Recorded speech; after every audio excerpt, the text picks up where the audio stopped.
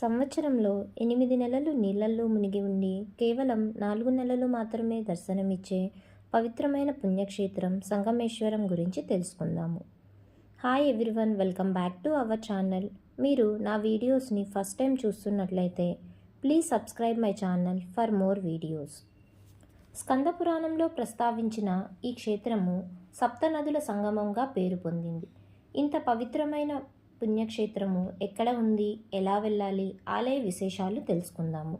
కర్నూలు జిల్లా ఆత్మకూరుకు 20 కిలోమీటర్ల దూరంలో కృష్ణానది తీరంలో ఈ పుణ్యక్షేత్రం ఉంది. శ్రీశైలం నుండి 148 కిలోమీటర్లు. మేము శ్రీశైలం నుండి సంగమేశ్వరం టెంపుల్కి వెళ్ళాము. హైదరాబాద్ నుండి సంగమేశ్వరం 300 కిలోమీటర్లు. హైదరాబాద్ నుండి సంగమేశ్వరం చేరుకోవాలి అంటే ముందుగా సోమశిల వరకు చేరుకొని అక్కడ నుండి బోటు మార్గం ద్వారా సంగమేశ్వరం చేరుకోవాలి. ప్రపంచంలో 7 నదులు ఒకే చోట కలిసే అద్భుతమైన పుణ్యక్షేత్రం ఈ సంగమేశ్వరం.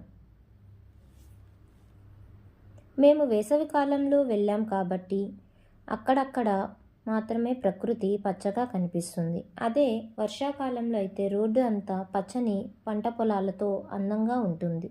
కృష్ణానది పరివాహక ప్రాంతంలో జొన్న, శనగ పంటలు వేశారు.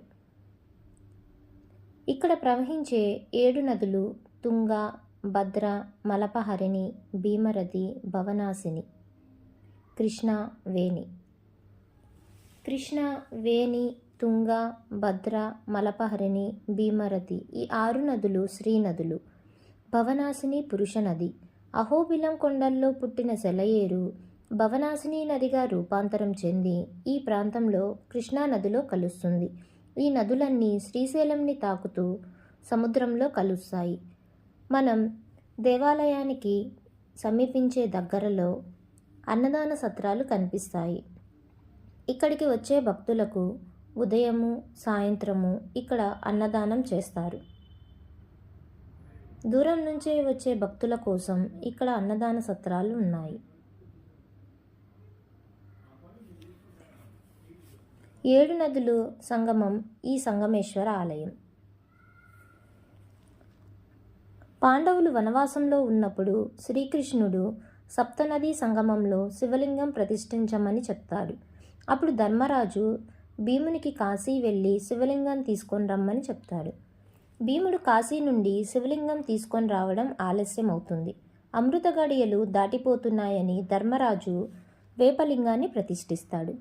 భీముడు వచ్చిన తరువాత శివలింగాన్ని ప్రతిష్ఠించి ఉండడం చూసి భీమునికి కోపం వస్తుంది.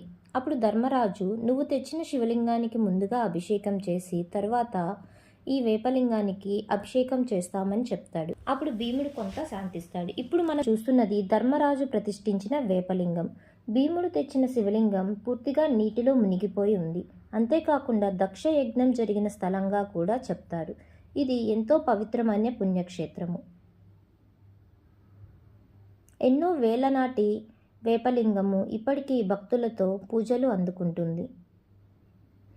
ఈ ఆలయానికి చేరుకోవాలి అంటే మనకి బస్సు సౌకర్యం కూడా ఉంటుంది. Thank you for watching. Please subscribe my channel.